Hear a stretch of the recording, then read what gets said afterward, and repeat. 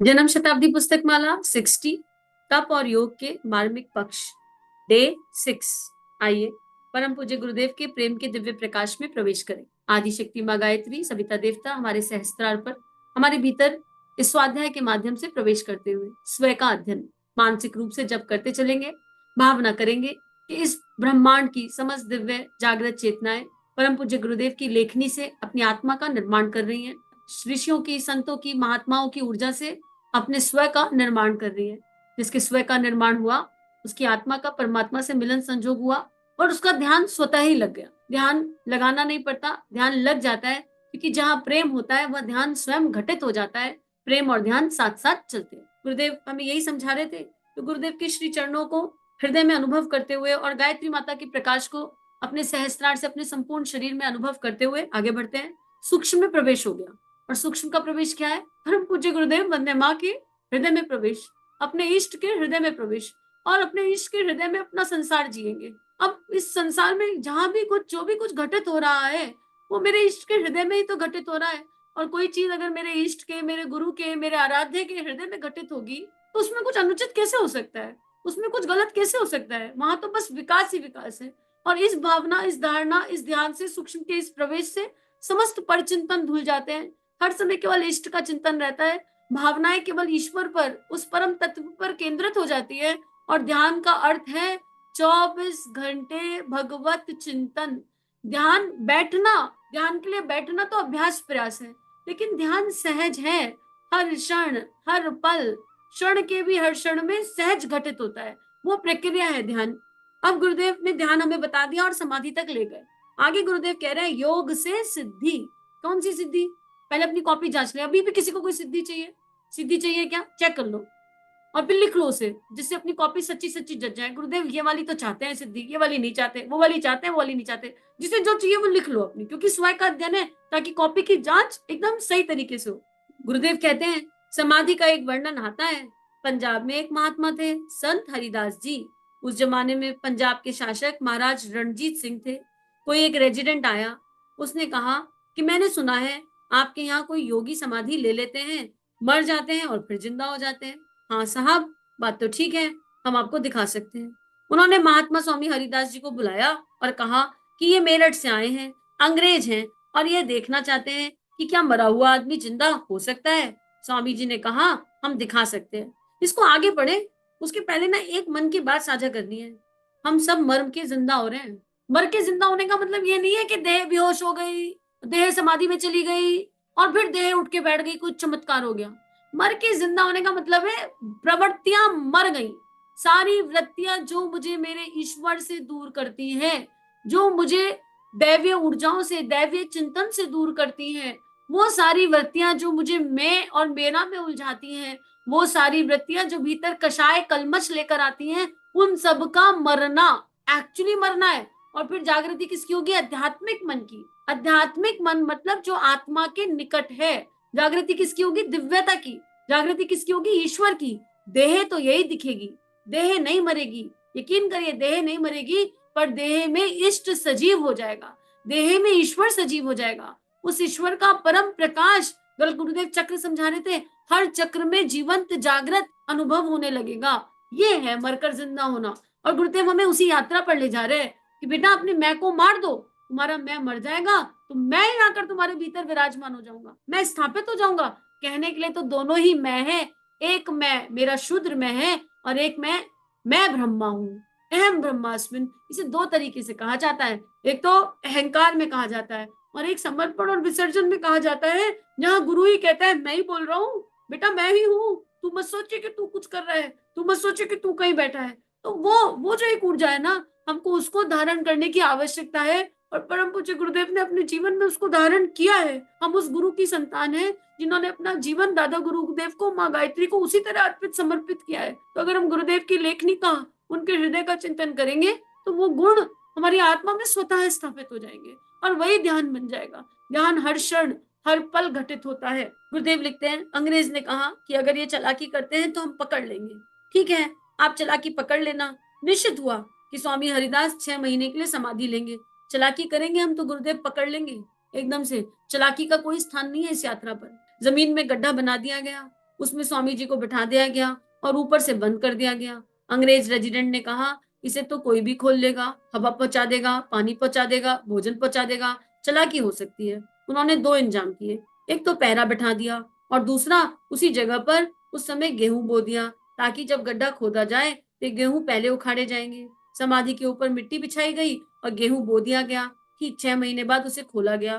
खोलने के बाद स्वामी जी अचेत पाए गए और जब ठीक टाइम आया तो उन्होंने एक लंबी सांस खींची और फिर जिंदा हो गए। अब क्या हुआ? चमत्कार हो रहा है, ये योग से सिद्धि हो गई, चमत्कार हो गया। हम कैसे करें इस चमत्कार को? अरे हम कर सकते हैं इस चमत्कार को। आंख बंद करके भाव कर लो। क्या भाव कर लो? हमारा सूक्ष्म शरीर हमारे गुरु की आज्ञा से वंदने माता जी उसे गोदी में ले ली। वंदने माता जी हमारे सूक्ष्म शरीर को गोदी में ले ली और गुरुदेव माता जी हमारे सूक्ष्म शरीर को शांति कुंज ले गए शांति कुंज में, बिठा दिया समाधि स्थल पर, बैठा दिया हिमालय पर, बैठा दिया अखंड दीप रूप में, जहां उनका मन करे वहां रह गए। अब हमारा सूक्ष्म शरीर माता जी की गोदी में सुरक्षित हो गया। कितने दिन के लिए? 40 दिन के लिए। मन करे 40 के लिए कर लो, मन करे 6 महीने के लिए कर लो, मन करे जीवन भर के लिए कर लो, लेकिन इससे अच्छा ये मन करे उससे अच्छा माता जी पे छोड़ दो।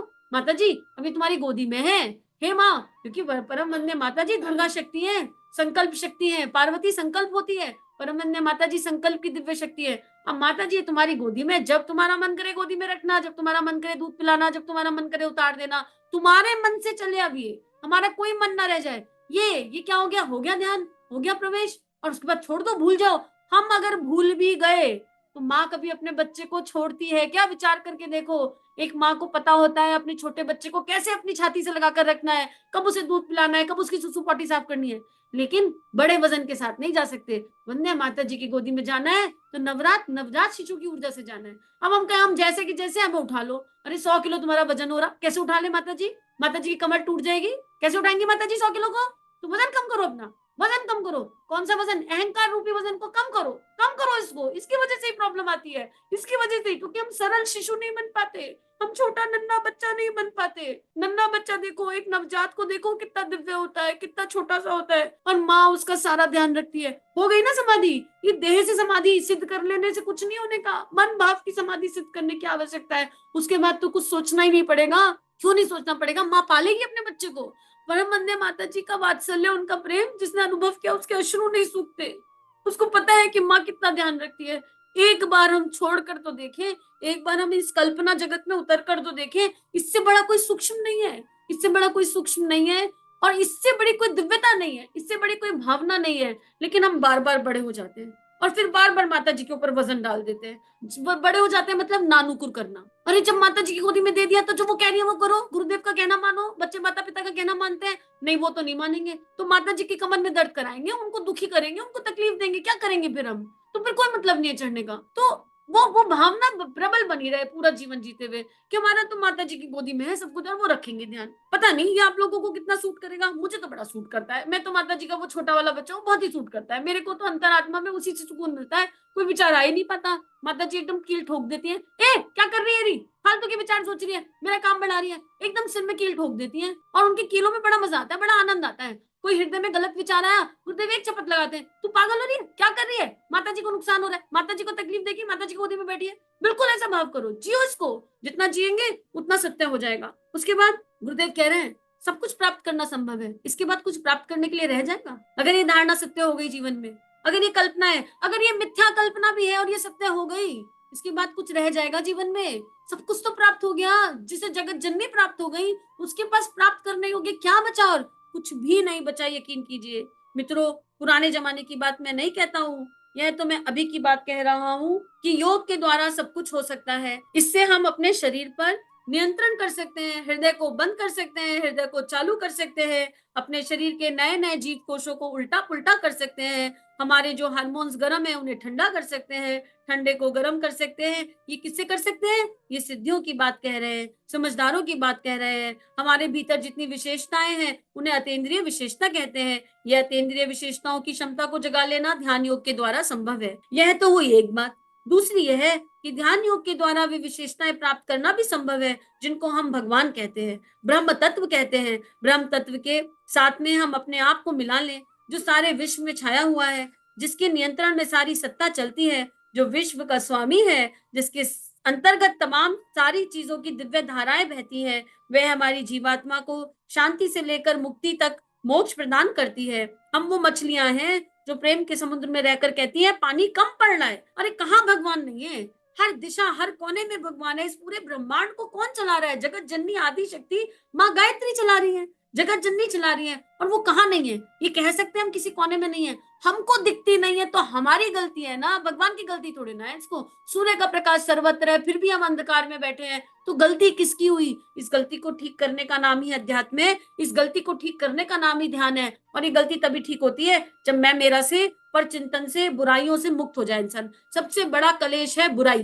बुराई मत करो, किसी की बुराई मत करो, जीवन में किसी का बुरा मत सोचो, किसी का बुरा मत देखो। वो गांधी जी के 3 बंदर है ना, वो बड़े मजेदार है इस मामले में। बुराई मत करना कभी किसी की, तुमको कितनी भी किसी की बुराई नजर आए, सोच लो ये मेरे भीतर का मल है जो मुझे सामने वाले के माध्यम से दिख रहा है। भगवान से कभी कोई शिकायत मत, कभी कोई शिकायत नहीं, कोई कंप्लेन नहीं हो पा रहा, प्रार्थना करो, शक्ति मांगो, ये मत करो ठीक कर दो, ऐसा नहीं भगवान ये ठीक कर दो, नहीं। एक माँ को बताना नहीं पड़ता कि क्या ठीक करना है और क्या गलत करना है, माँ सब जानती है। वो माँ जो हमें पाल रही है वो सब जानती है। एक स्थिति यह है, दूसरी स्थिति वह है जिसमें सिद्धियां रहती हैं, चमत्कार रहते हैं। हमारे 5 शरीर कोशों में विशेषताएं भरी पड़ी हैं, छिपी पड़ी हैं। सौंदर्य हमारे भीतर शरीर में छिपा पड़ा है, बल हमारे शरीर में छिपा पड़ा है, श्रम करने की क्षमता हमारे शरीर में छिपी पड़ी है। ऐसी क्षमताओं वाला हमारा सूक्ष्म शरीर है, प्राण शरीर है। 5 कोश हैं जिनकी अपनी विशेषताएं हैं, विलक्षणताएं हैं, जिनको सिद्धियां और चमत्कार कहते हैं। गुरुदेव ने चक्र समझाए, जिसके चक्र अपने आप चक्रों में गायत्री माता बैठ जाएंगी। अरे वंदे माता जी की गोदी में बैठे हैं, माता जी एक चक्र पे हाथ रख देंगी ना तो अनंत जन्मों की यात्रा करा देंगी। पर वो हाथ कब रखेंगी ये तो वो डिसाइड करेंगी। अगर गोदी में इसलिए बैठे हो ना, भगवान जी हमको ईश्वर के दर्शन करा दो, उतर जाओ गोदी से। इच्छा के साथ कौन बैठता है माँ की गोदी में? इच्छा विलय हुई नहीं और गोदी में चढ़ गए, उतर जाओ। फालतू की इच्छा, क्या करोगे भगवान के दर्शन करके? गुरुदेव की लेखनी में पूरे भगवान साक्षात दिख रहे हैं, क्यों दर्शन करने? हो गए दर्शन, अब क्या करें? बाहर सामने बैठे नारायण, अब क्या करें? ताली बजाएं, ढोल बजाएं, नगाड़े बजाएं, क्या करेंगे इन दर्शनों का जब आत्मा में वो दर्शन जागृत नहीं हो रहा? कोई इच्छा नहीं, कोई इच्छा नहीं। माँ की गोदी में बैठकर बच्चा कोई इच्छा नहीं करता, माँ अपने आप सब संभालती है, सब अपने आप देखती है। जिसकी इच्छा विलय हो गई, एक भी इच्छा ना आध्यात्मिक रहे ना संसारिक रहे, एक भी इच्छा शेष है तो ईश्वर प्राप्त नहीं हो सकती। ईश्वर की इच्छा ही अपनी इच्छा बन जाए, बस जिससे प्रेम करो उसकी प्रसन्नता में पूरी तरह डूब जाओ। 5 कोशों की विशेषताएं हैं, इनको प्राप्त करने के लिए क्या करना पड़ेगा? एक ही हथियार है हमारे पास, एक हथियार। कौन सा हथियार? ध्यान योग। ध्यान योग किसे कहते हैं? योग को। योग की व्याख्या कीजिए। योग की व्याख्या है ध्यान योग। ध्यान योग के बहुत से तरीके हैं, इनमें से थोड़े हम आपको सिखाते हैं। बहुत सारे गुरुदेव ने सिखा दिए, बहुत सारे सिखाने बाकी हैं। 5 कोशों पर कल बात कर लेंगे, अगर गुरुदेव चाहेंगे तो बात हो जाएगी। अभी तो चक्र पे बात कर ली, अभी तो इतनी सारी धारणाएं बता दी, फिर कहूंगी क्षमा प्रार्थना करूंगी।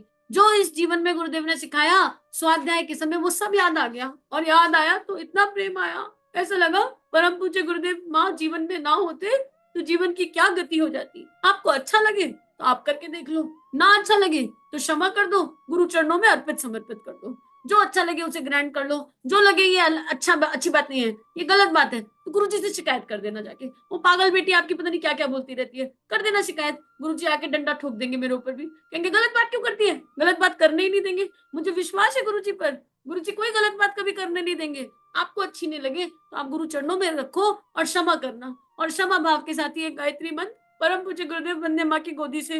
और मैं अकेली गोदी में नहीं बैठी, हम सारे जो इसे सुन रहे हैं वो वंदे माँ उन्हें गोदी में लेने के लिए बेचैन है। हम बैठे कि नहीं बैठे, लेकिन माँ बुला रही है, माँ कह रही है मेरी बाहें खुली हैं, बच्चों आ जाओ, बच्चों आ जाओ, मैं तुम्हारा सब संभाल लूंगी।